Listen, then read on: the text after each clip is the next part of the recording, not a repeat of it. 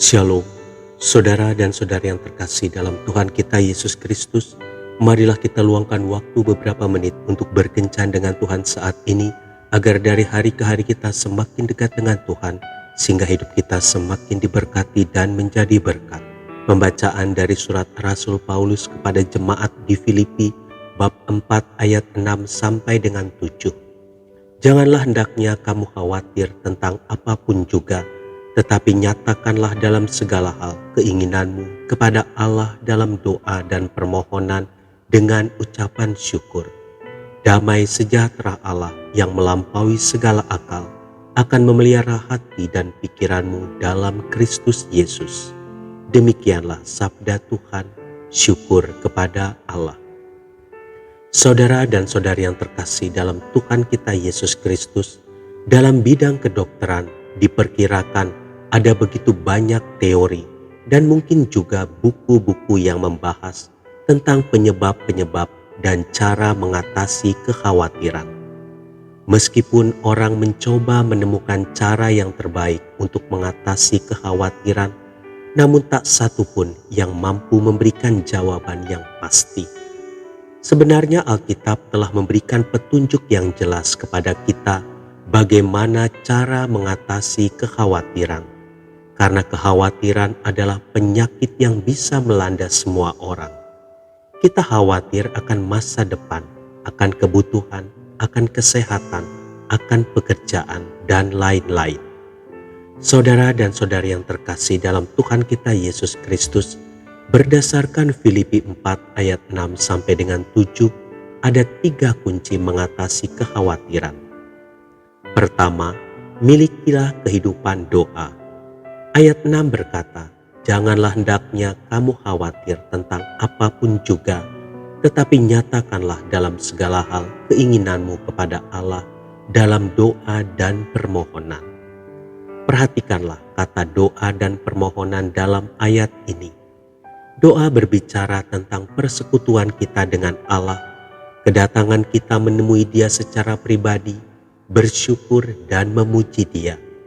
Sedangkan permohonan adalah memberitahukan kepada Allah tentang permintaan atau kebutuhan kita.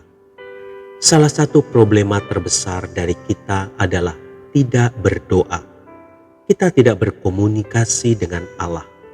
Mungkin kita melayani Allah, mengajar, berkhotbah, bermain musik, menyanyi, menari untuk Allah, tetapi kita tidak mengambil waktu khusus untuk bersekutu dengannya di dalam doa.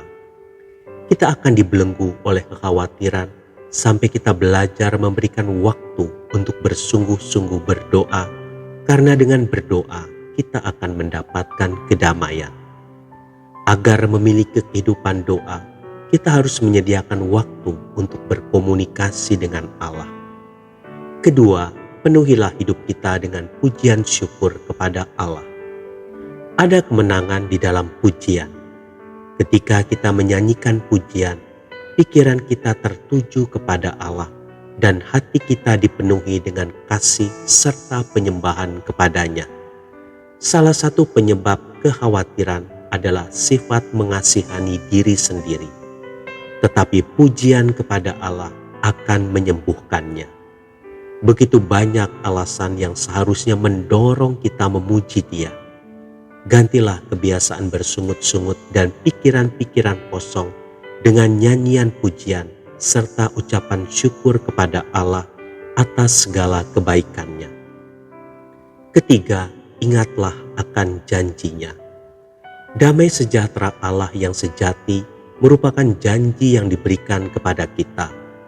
Damai itu yang akan memelihara hati dan pikiran kita dari segala sesuatu yang tidak baik, dari ketakutan, kekhawatiran, dan ketidaktenangan. Damai sejahtera Allah itu seperti tentara yang menjaga kita dari musuh yang menyerang. Ketika kekhawatiran datang, damai sejahteranya akan memenuhi hati kita. Apapun yang terjadi di luar diri kita, itu tidak akan memengaruhi damai sejahtera Allah yang sempurna. Saudara dan saudari yang terkasih dalam Tuhan kita Yesus Kristus, Marilah kita memulai untuk membina hubungan pribadi dengan Allah agar hati kita dari hari ke hari semakin dipenuhi oleh damai-Nya. Tuhan Yesus memberkati. Marilah kita berdoa dalam nama Bapa dan Putra dan Roh Kudus. Amin. Tuhan Yesus, kadang aku khawatir akan banyak permasalahan, tetapi aku mau menyerahkan semuanya kepadamu. Penuhilah saat ini hatiku dengan damai-Mu. Amin. Dalam nama Bapa dan Putra dan Roh Kudus. Amin.